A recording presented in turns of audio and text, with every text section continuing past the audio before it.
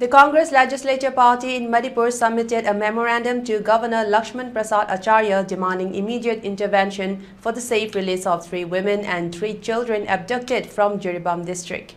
Expressing concern over the recent surge in violence in Jiribam, the legislators urged the governor to help bring an end to the ongoing 18-month turmoil in the state.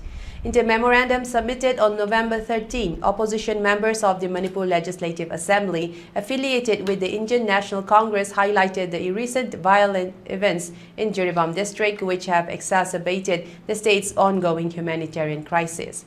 According to the memorandum, the abduction of 3 women and 3 children, including a baby, has left their families in distress with no information on their whereabouts for about 48 hours.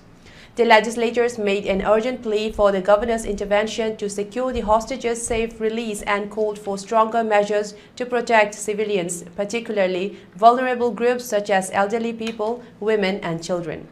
The memorandum expressed frustration over the government's perceived failure to uphold its responsibilities, noting that despite numerous appeals, violence, bombings and attacks continue unabated across Manipur, leaving many villages destroyed and lives lost. The Congress members expressed disappointment with both the state and central governments, emphasizing a perceived lack of commitment from the Prime Minister's office and the Union Home Ministry in resolving the crisis.